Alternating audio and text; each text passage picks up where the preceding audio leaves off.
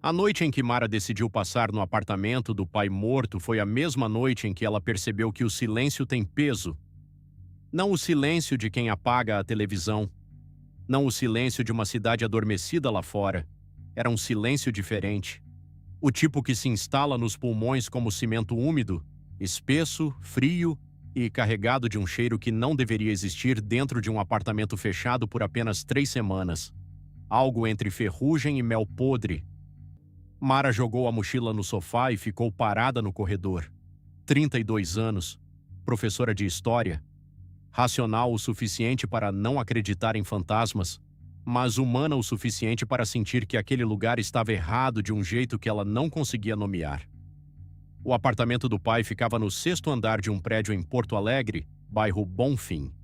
Janelas voltadas para o norte. Em noites de verão, a luz da rua sempre entrava pelos vidros e pintava listras laranja no assoalho. Mara conhecia aquelas listras desde criança. Elas não estavam lá. Ela foi até a janela. A rua embaixo estava iluminada normalmente. Os postes acesos, um carro passando devagar, um bêbado conversando com o ar. A luz existia lá fora, mas não atravessava o vidro. Mara encostou a testa no vidro frio, olhou para baixo, e então olhou para o reflexo. Havia algo atrás dela. Ela se virou depressa. O apartamento estava vazio. As caixas de papelão que ela mesma havia empilhado 2 dias antes, o móvel de pinho escuro do pai, a poltrona cor de musgo onde ele lia até tarde. Tudo no lugar. Nada. Você está cansada, disse uma voz dentro dela. Você acabou de enterrar seu pai. Seu cérebro está te pregando peças. Ela concordou com essa voz. Foi até a cozinha, encheu um copo d'água, bebeu de um gole. A água tinha gosto de metal. Ela olhou para a torneira, abriu de novo. A água saiu turva por 1 segundo, quase marrom, e depois clareou. Normal. Ela enxaguou o copo e foi para o quarto do pai. A cama havia sido desmontada pelo plano funerário. No chão, um retângulo de assoalho mais escuro marcava onde o colchão tinha ficado por 20 anos. Mara estendeu seu sleeping bag por cima desse retângulo, tirou os tênis e se deitou olhando para o teto. Havia uma mancha no canto esquerdo do teto, escura, irregular, do tamanho de uma mão espalmada. Mara franziu o senho. Umidade, provavelmente. O apartamento do andar de cima tinha vazado no inverno passado, o pai havia comentado. Ela fechou os olhos, dormiu. Às 2h17 ela acordou sem saber por quê. O quarto estava diferente, não visivelmente, nada havia se movido, nenhuma porta aberta, nenhum barulho explícito. Mas o ar tinha mudado de consistência, estava mais denso, mais difícil de puxar para dentro. Mara sentou, olhou para o teto. A mancha havia crescido. Agora cobria quase metade do teto, irregular como uma nuvem de tempestade, com bordas que pareciam desfocadas mesmo quando ela forçava a visão. E havia algo na textura dela. Não era umidade. Umidade tem brilho, tem volume, afasta o reboco. Aquilo era diferente. Era como se o teto estivesse menos lá onde a mancha estava, como se alguém tivesse apagado um pedaço do mundo com uma borracha. Ela alcançou o celular, acendeu a lanterna. O feixe de luz chegou até a metade do quarto e parou. Mara olhou para a lanterna. Olhou para o teto, voltou para a lanterna. O aparelho funcionava. Ela conseguia ver a claridade na tela, sentia o calor leve do LED. Mas a luz não cruzava certo ponto do ar. Era como se algo a estivesse absorvendo antes de chegar ao teto. Ela se levantou devagar, deu um passo em direção à mancha. O cheiro chegou de uma vez. Mel podre agora era algo mais animal, mais úmido, como o interior de uma caverna que nunca viu sol, misturado com o fundo de um açougue no fim do dia. Mara pressionou o punho contra o nariz e continuou olhando para cima. A borda da mancha estava se movendo, devagar, milímetro a milímetro, expandindo. E então ela ouviu. Não um som exatamente, mas uma ausência de som que tinha forma. Como quando você coloca as mãos sobre os ouvidos dentro de uma piscina, mas ao contrário, em vez de abafar o mundo exterior, aquilo abafava algo interno, como se a própria ressonância do ar dentro de seu crânio estivesse sendo sugada para fora. Mara recuou, pisou no sleeping bag, caiu. Quando bateu no chão, o celular voou de sua mão e deslizou até a parede. A lanterna ainda acesa projetando uma sombra absurda, a sombra dela na parede lateral, mas sem a sombra da parte superior do quarto que correspondia à mancha. Aquela região no teto não devolvia luz, não produzia sombras. Era um buraco no mundo vestido de teto. Mara pegou o celular, correu para a sala, não olhou para trás. Ela passou a madrugada no sofá da sala com todas as luzes acesas. De manhã, com o sol entrando pela janela e pássaros fazendo barulho lá fora, o apartamento parecia completamente normal. Ela voltou ao quarto. O teto estava branco. A mancha havia sumido. O cheiro havia sumido. O ar era o ar de sempre, levemente empoeirado com o fantasma do tabaco do pai penetrado nas paredes ao longo de décadas. Mara ficou olhando para o teto por um longo tempo. Depois pegou o telefone e ligou para o síndico. Ele apareceu às 10 da manhã, um homem baixo de bigode grisalho chamado Seu Clovis, que havia administrado o prédio desde antes de Mara nascer. Ela o levou ao quarto e apontou para o teto. Infiltração, disse ele sem nem olhar direito. O apartamento 7 tem um problema crônico com a caixa de esgoto. Quem mora no 7? Seu Clovis ficou quieto por um momento. Um tipo de quietude diferente da dele. O homem era tagarela, tinha opinião sobre tudo. Aquela pausa não combinava com ele. Mora ninguém, disse finalmente. Tá fechado faz uns 2 meses. Fechado como? O morador sumiu, deixou tudo lá dentro, chave na portaria e sumiu. Seu Clovis deu de ombros, mas seus ombros estavam tensos. Não é incomum. Gente que foge de dívida, de relacionamento, acontece. Posso entrar lá para ver se tem um cano rompido? A pausa de novo, mais longa dessa vez. Não é uma boa ideia, disse ele, e não explicou por quê. Mara ficou olhando para o corredor depois que ele foi embora. Então subiu as escadas até o 7º andar. O corredor era idêntico ao do 6º, mesmo carpete bege desbotado, mesma iluminação fluorescente levemente amarelada. Mas havia uma diferença. Na porta do apartamento 703, diretamente acima do quarto do pai, havia uma faixa de fita adesiva amarela colada verticalmente no vão entre a porta e a parede. Como se alguém tivesse tentado selar a fresta. A fita estava rasgada de dentro para fora. Mara encostou o ouvido na porta. Nada. Não exatamente nada. O mesmo nada de peso do apartamento do pai na noite anterior, a qualidade de silêncio que não é ausência de som, mas presença de algo que consome o som. Ela pôs a mão na maçaneta. Estava fria. Não fria como metal num corredor com ar-condicionado, fria como ferro tirado de água gelada, fria o suficiente para doer. Ela retirou a mão, desceu as escadas, não correu, mas quase. De volta no apartamento, Mara começou a revisar as caixas. Ela tinha vindo para isso, para organizar os pertences do pai, decidir o que doar e o que guardar, limpar o espaço antes de colocá-lo para alugar. Trabalho mecânico, triste, necessário. Mas agora ela procurava outra coisa. O pai era um homem de hábitos obsessivos, jornais dobrados na mesma direção, livros organizados por altura, não por assunto. E um caderno. Sempre um caderno de capa preta, Moleskine, onde ele anotava tudo: gastos, compromissos, sonhos, pensamentos aleatórios de madrugada. Ela tinha visto esses cadernos a vida inteira. Ele os guardava em uma caixa de sapato no fundo do armário. A caixa estava lá. 12 cadernos. Ela os organizou por data. O pai datava a capa com caneta permanente. O mais recente começava em março do ano anterior. Mara foi direto para as últimas páginas preenchidas. A caligrafia do pai havia mudado. Ela conhecia aquela letra desde criança, redonda e regular, inclinada para a direita. Nas últimas semanas, as letras tinham encolhido, ficado angulosas. Algumas palavras eram quase ilegíveis. Ele está no teto de novo. Não ligo a luz do quarto mais. A luz some quando ele está perto. Não some apagada. Some enquanto a lâmpada ainda está acesa. Fica acesa, mas o quarto fica escuro. Mara passou a página. Pesquisei sobre o Clóvis. Antes de mim morou aqui um homem chamado Evaristo Madruga. Antes do Evaristo, uma mulher, Conceição.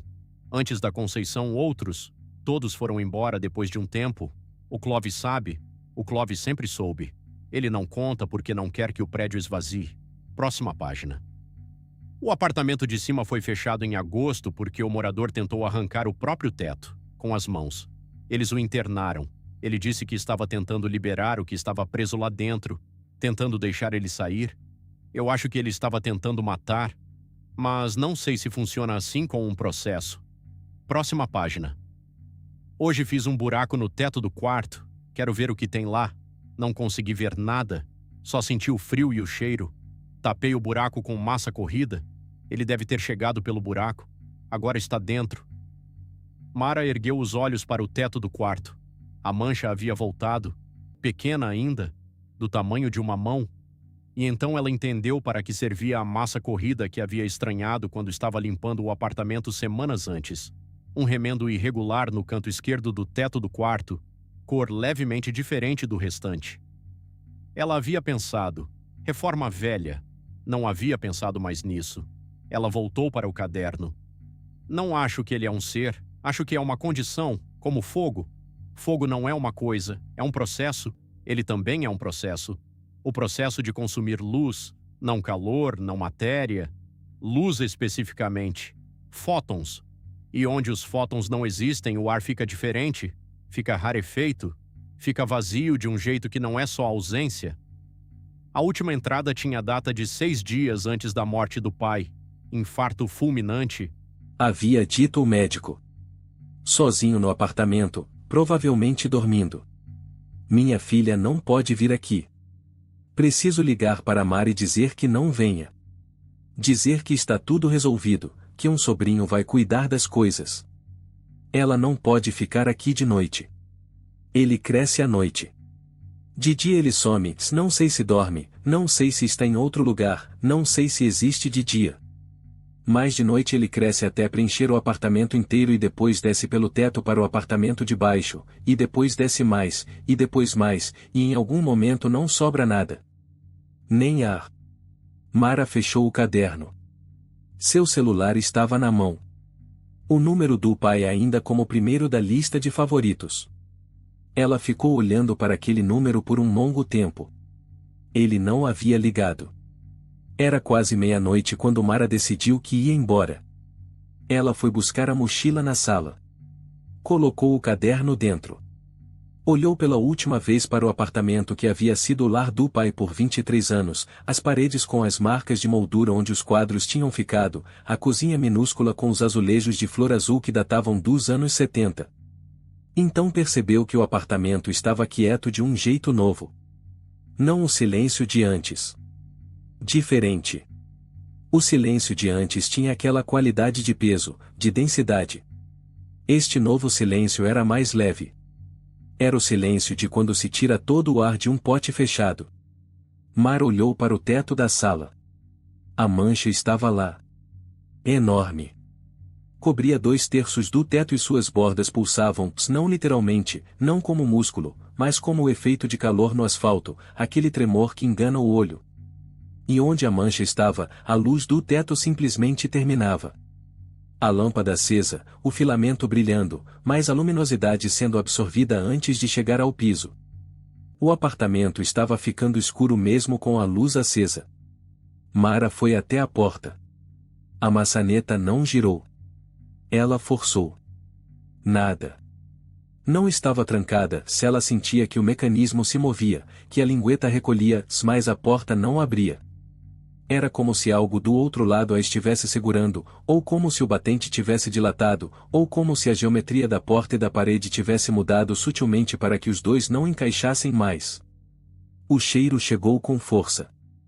Mel podre e açougue e algo mais agora, algo que ela demorou um segundo para identificar. Ozônio. O cheiro de depois de um raio. O cheiro que o ar faz quando é quebrado ao meio por eletricidade. Mara se virou. A mancha ocupava todo o teto. E estava descendo pelas paredes. Ela recuou até a janela. Lá fora, a rua existia. Os postes existiam. O mundo normal existia a 3 metros de distância e 6 andares abaixo. Ela abriu a janela, sentiu o ar quente da noite entrar, cheirou gasolina e terra molhada e a normalidade gloriosa da cidade. Então sentiu o toque. No tornozelo. Frio. Muito frio. Não frio como gelo, frio como a ausência de calor, como o espaço entre as estrelas. O tipo de frio que não dói de imediato porque os próprios receptores de dor também congelam. Mara olhou para baixo. A borda da mancha havia chegado ao piso. E estava avançando pelo chão em direção a ela. E onde avançava, o assoalho de madeira não ficava escuro. Ficava transparente. Ficava menos. Ela conseguia ver através do piso, não o apartamento de baixo, não a laje de concreto. Conseguia ver nada. Um nada que não era preto nem branco nem cinza. Um nada que era a cor que o universo teria se nunca tivesse existido luz para dar cor a nada. O tornozelo onde a borda havia tocado estava dormindo.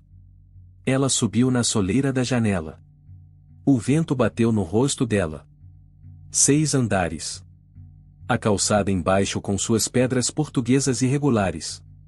Um gato atravessando a rua. Um ônibus ao longe. Ela olhou para trás. O apartamento havia sumido. Onde havia paredes imóveis e a vida inteira do seu pai, havia aquela não-cor. Aquele vácuo. A janela onde ela estava era o único ponto que ainda existia, um retângulo de realidade flutuando no nada, e ela equilibrada no batente como uma figura num sonho que ainda não decidiu se é pesadelo. A mancha tocou a sola dos seus pés. Mara pulou. Ela não caiu 6 andares. Caiu 1. Aterrissou na sacada do 5º andar, rolou, bateu no joelho na borda de uma cadeira de plástico, derrubou um vaso de samambaias que se despedaçou com um barulho seco. Ficou deitada por um momento, respirando com força, sentindo a dor no joelho irradiar pela perna como confirmação de que estava viva. A mulher do apartamento 502 abriu a porta da sacada com um hobby cor-de-rosa e um olhar de quem esperava encontrar um ladrão. "Meu Deus", disse ela. "Você é a filha do Renato." "Sim", disse Mara, e sua própria voz soou estranha, rouca, como se não tivesse usado a garganta em muito tempo. "Eu sou." A mulher se chamava Dona Irene, 72 anos, viúva, que havia conhecido o pai de Mara há 15 anos e tomado chimarrão com ele nas manhãs de domingo com uma frequência que Mara desconhecia. Ela fez Mara entrar, deu gelo para o joelho, chá para as mãos trêmulas, e ficou quieta enquanto Mara decidia o que dizer. "O apartamento do meu pai", começou Mara. "Tem algo lá dentro." "Eu sei", disse Dona Irene, sem hesitar. Mara olhou para ela. "Desde quando?" "Desde sempre." A mulher envolvia a xícara com as 2 mãos, olhando para a janela. "Desde antes do seu pai. Desde antes de mim. O Clovis sabe. O prédio inteiro sabe, de uma forma ou de outra, mas ninguém fala porque falar dá mais realidade." "O que é?" Dona Irene ficou em silêncio por um momento longo. Lá fora, um carro buzinou. O gato que Mara havia visto da janela gritou como gatos fazem no meio da noite, som agudo e perturbador de animal em conflito com algo invisível. "Seu pai me mostrou uns livros uma vez", disse a mulher finalmente. "Coisas que ele tinha pesquisado. Era um homem metódico, seu pai. Não aceitava nada sem tentar entender primeiro." Uma pausa. "Ele encontrou registros. De muito tempo atrás. Antes do prédio.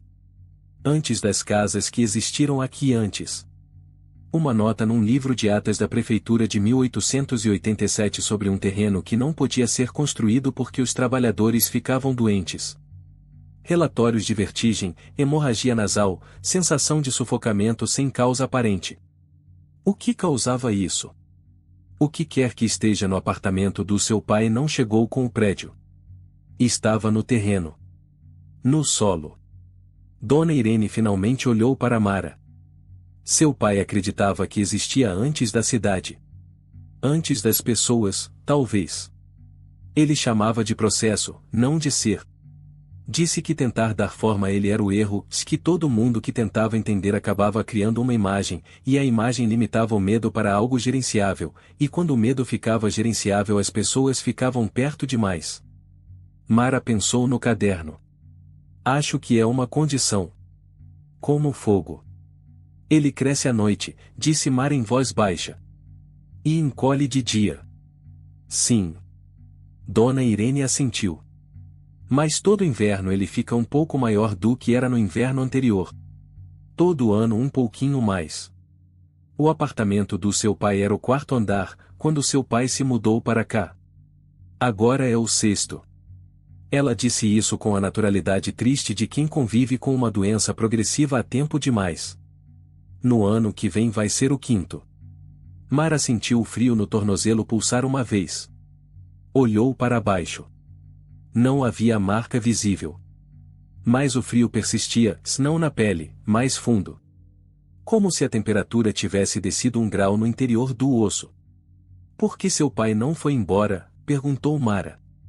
Dona Irene demorou para responder. Pelo mesmo motivo que eu não fui. A velha olhou para a janela novamente. Porque há anos você olha para a sombra no teto e diz amanhã eu saio. E amanhã você está vivo. E no dia seguinte também. E em algum momento você percebe que a coisa não te mata. Ela apenas fica maior. E você fica acostumado com o tamanho que ela tem agora, porque não lembra mais como era antes dela. Mara abriu a boca. Fechou. Minha mãe, disse ela devagar. Minha mãe foi embora quando eu tinha 6 anos. Meu pai disse que foi por problemas no casamento. Dona Irene não disse nada. Ela foi embora porque ele a trouxe para cá, não foi? A velha fechou os olhos. Assentiu quase imperceptivelmente. Mara saiu do prédio às 3 da manhã. Ficou na calçada olhando para a fachada. As janelas escuras dos apartamentos onde pessoas dormiam sem saber, só sabendo e tendo aprendido a conviver com o saber. O 6º andar completamente apagado, não as luzes apagadas, as janelas simplesmente opacas, como se alguém tivesse pintado o vidro de dentro para fora com algo que absorvia a claridade. Ela pegou o celular. Abriu os contatos. Procurou pelo nome da mãe. Beatriz. Um número de São Paulo que Mara ligava 3 vezes por ano, aniversário, Natal, Dia das Mães, e da qual recebia ligações igualmente escassas e igualmente educadas, o tipo de relacionamento que se torna cortesia depois de um tempo suficientemente longo de distância. Mara ligou. Eram 3 da manhã. A mãe atendeu no segundo toque, como quem não estava dormindo. Mara. Você sabia, disse Mara. Não era uma pergunta. Silêncio do outro lado. Depois, sim. E não me contou. Seu pai não queria que. Não era decisão dele. A voz de Mara estava firme de um jeito que surpreendeu ela mesma. Eu cresci sem minha mãe porque vocês decidiram que eu não precisava saber. Mara. A voz da mãe estava estranha. Tensa. Onde você está agora? Na calçada em frente ao prédio. Afasta. Rápido. Urgente. Afasta agora. Não fica na calçada. Por quê? Porque ele não fica só no prédio à noite. Ele expande. Pelo solo. Pelos encanamentos. Uma pausa. Pelos lugares onde as pessoas que viveram nele passaram muito tempo.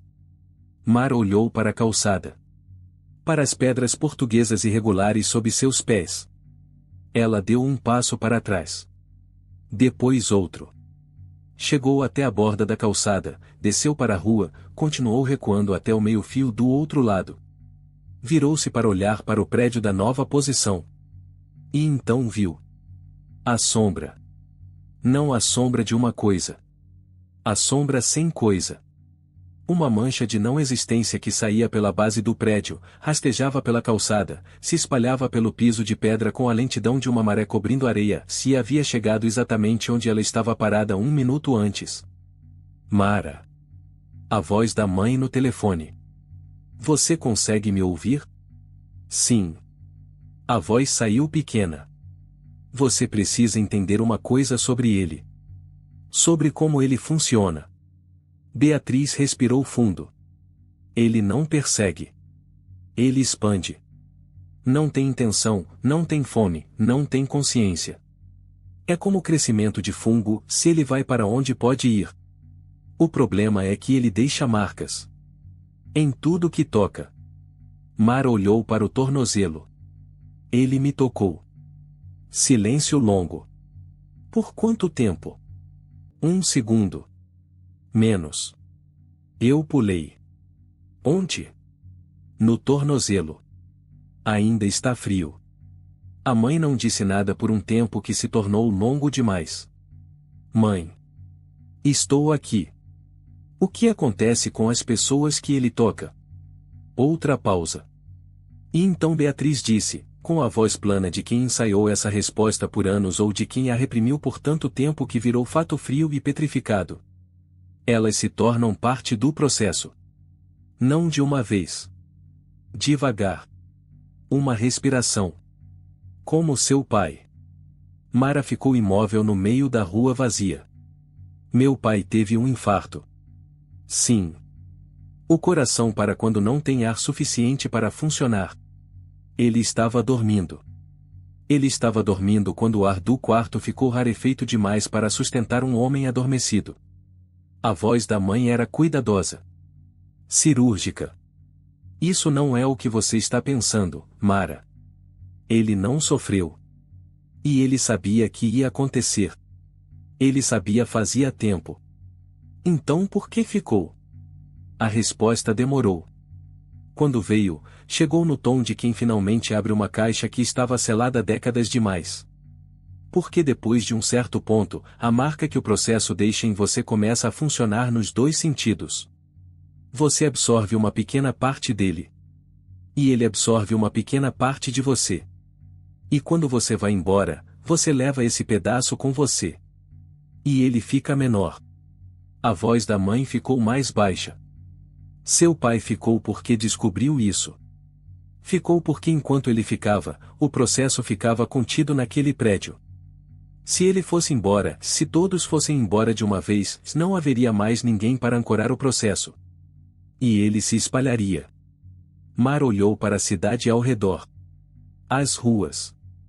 As pessoas dormindo nos apartamentos. Os bares ainda abertos à distância, música saindo fraca pela madrugada quente. Quanto tempo eu tenho antes que a marca no meu tornozelo? Não sei. Depende da intensidade do contato. Uma pausa. Mas se você sentiu frio real, houve contato real. Mara respirou fundo. O ar da madrugada tinha cheiro de terra e gasolina em uma cidade de 1 milhão de pessoas existindo ao mesmo tempo, cada uma delas produzindo calor e som e luz, toda aquela vitalidade coletiva e barulhenta e gloriosa que é simplesmente gente vivendo. Tem como reverter? Silêncio. Mãe. Tem. Como? A pessoa marcada precisa voltar para onde o processo está concentrado. Precisa ficar lá até que a marca se dissolva. O processo não quer a pessoa, se ele não quer nada, não tem querer, mas a presença da pessoa marcada dentro do espaço concentrado faz com que a marca se reabsorva no todo. Uma pausa longa. Mas enquanto a pessoa está lá dentro, o ar vai rarefeito. E o coração precisa de ar. Mara olhou para o prédio. 6º andar. Janelas opacas. Por quanto tempo? Seu pai precisou de 3 horas na primeira vez que foi marcado. Mas a marca dele era antiga e profunda. A sua é nova. Quanto tempo? Talvez 1 hora. Talvez menos. Com o ar rarefeito. Sim. Mara ficou olhando para o prédio. Para a sombra que rastejava pela calçada com sua paciência geológica. Para as pedras portuguesas onde ela havia estado parada 1 minuto antes que agora tinham a opacidade estranha de coisa tocada pelo vácuo. Ela pensou no pai. Sozinho naquele apartamento por 23 anos. Lendo na poltrona cor de musgo. Tomando chimarrão com a vizinha nas manhãs de domingo. anotando em cadernos de capa preta com letra cada vez menor. Ficando por escolha ou por necessidade ou porque depois de um tempo as duas coisas ficam idênticas. Ela pensou na mãe. Em São Paulo. Atendendo o telefone no segundo toque às 3 da manhã porque não estava dormindo. Você ainda tem a marca, disse Mara. Não era uma pergunta. Sim. De quanto tempo atrás? 26 anos. Mara fechou os olhos. 26 anos. A mãe havia saído quando Mara tinha 6. Havia levado a marca consigo para São Paulo. E havia ficado lá, ligando 3 vezes por ano com voz educada e distante, não porque não amava a filha mas porque sabia que qualquer coisa que ela tocasse por tempo suficiente acabaria tocada também. Você nunca voltou para dissolver a marca, disse Mara. Não. Por quê? Beatriz demorou para responder. Quando falou, a voz havia mudado, não mais cirúrgica. Algo mais antigo, mais cansado, mais honesto do que qualquer coisa que Mara havia ouvido da mãe em décadas. Porque se eu voltasse e a marca se dissolvesse, o processo me soltaria. E eu poderia me aproximar de você de verdade. Das suas crianças, quando você tiver. De todas as pessoas que você ama. Uma pausa. E eu teria vivido 26 anos com essa coisa dentro de mim, se esse frio no tornozelo que nunca vai embora, esse segundo de ar insuficiente quando você acorda às 3 da manhã, se teria aceitado tudo isso como preço de não espalhar o processo para fora do prédio. E então eu simplesmente não consegui abrir mão do único propósito que aquele sofrimento todo tinha. Mara sentiu o frio no próprio tornozelo pulsar uma vez, forte, como um coração lembrando que existe. Ela olhou para cima. Para o céu de Porto Alegre lavado de luz de cidade, sem estrelas, mas existindo. Existindo vividamente, ruidosamente, imperfeitamente. Eu vou subir, disse Mara. Mara. 1 hora com o ar rarefeito. Eu aguento. Você não sabe o que é estar lá quando ele está completamente expandido. Não é só o ar. É a luz. Você vai ver coisas que só existem no vácuo.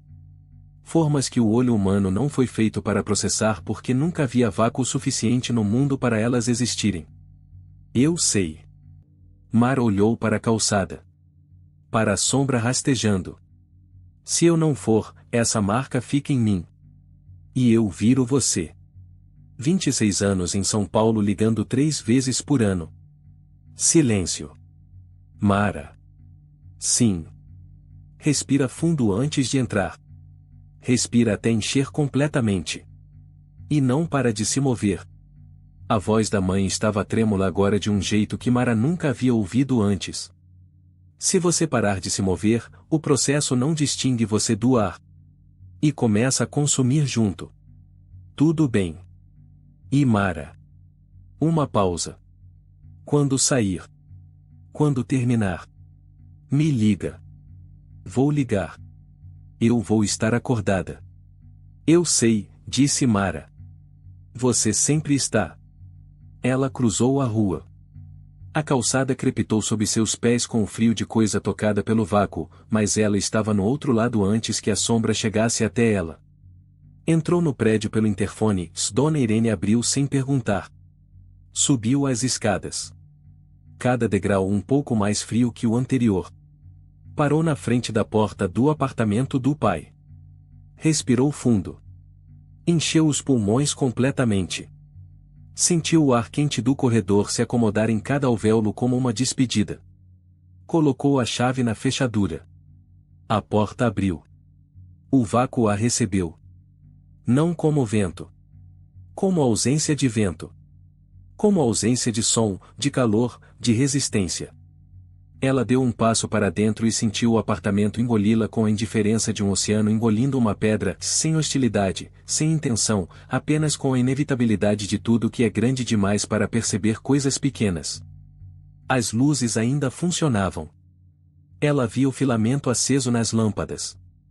Mas a luz não chegava a lugar nenhum. O apartamento estava negro de uma negrura que não era cor, era ausência de espaço para que cores existissem. Mara se moveu. Não parou de se mover. Andou pelo corredor com os braços estendidos, tocando as paredes para se orientar. As paredes estavam lá, frias, mais sólidas. O reboco áspero sob os dedos. A realidade das paredes era a âncora. Ela chegou ao quarto. E viu.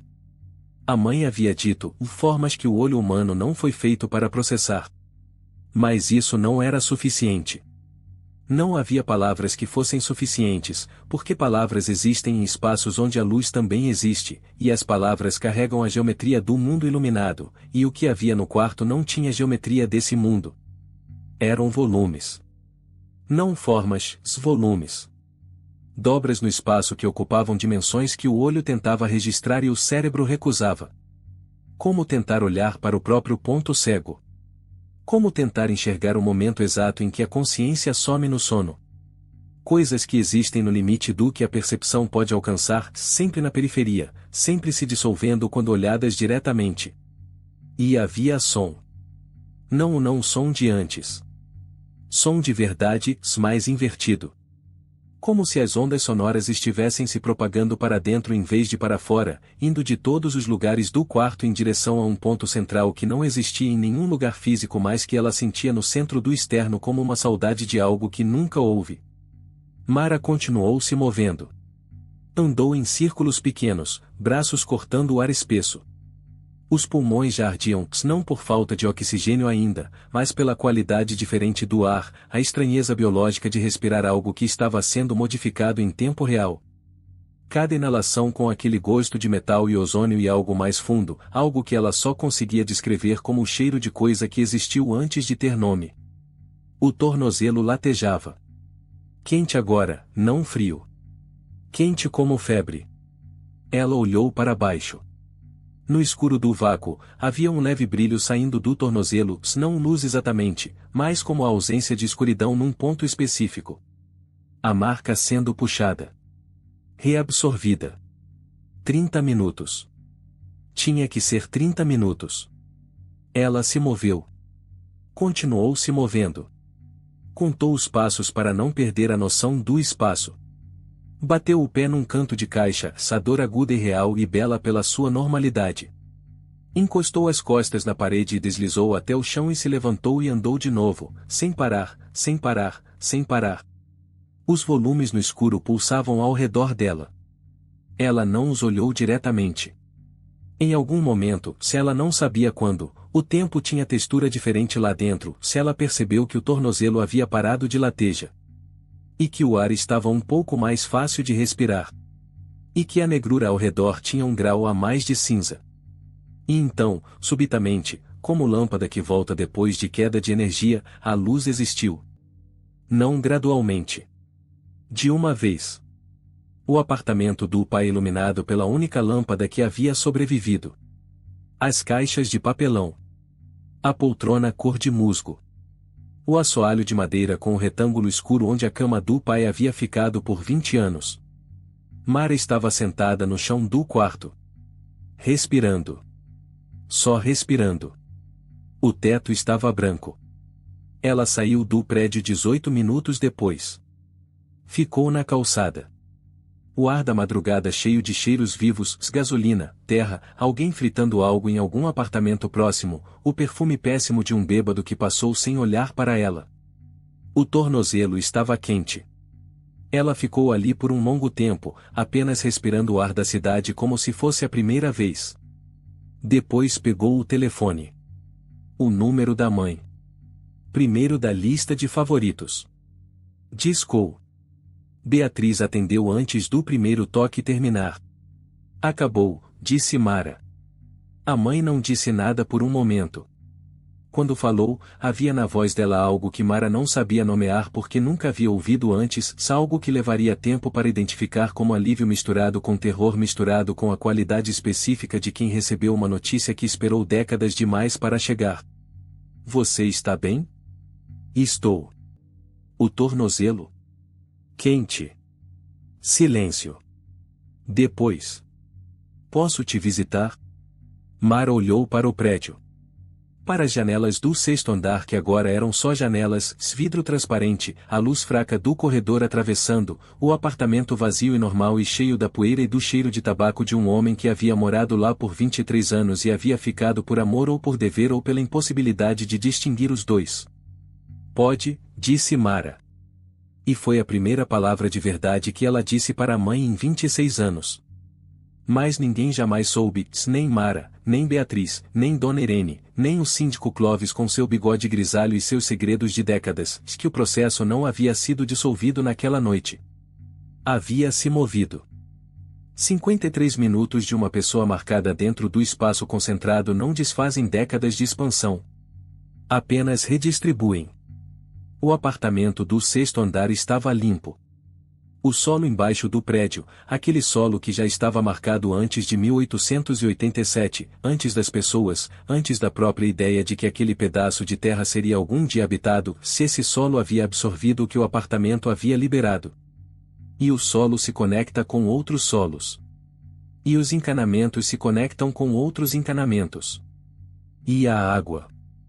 A água que escorreu pelo ralo do apartamento quando Mara lavou o copo naquela primeira noite, se aquela água com gosto de metal que ela havia ignorado, tinha ido para algum lugar. Tinha percorrido a rede de tubulações subterrâneas da cidade antiga. Tinha chegado, misturada a 1000 outros fluxos, a lugares que não sabiam que precisavam saber de sua chegada. Mara havia pisado na calçada ao voltar para o prédio. E o tornozelo estava quente. Não porque a marca havia se dissolvido. Porque a marca havia subido. E em alguma cidade, não Porto Alegre, não São Paulo, mas alguma cidade que ainda não sabe, se uma pessoa vai acordar às 2h17 da manhã e olhar para o teto e ver uma mancha que não deveria estar lá. Escura. Irregular. Do tamanho de uma mão espalmada. E vai pensar, umidade, provavelmente. E vai fechar os olhos. E vai tentar dormir.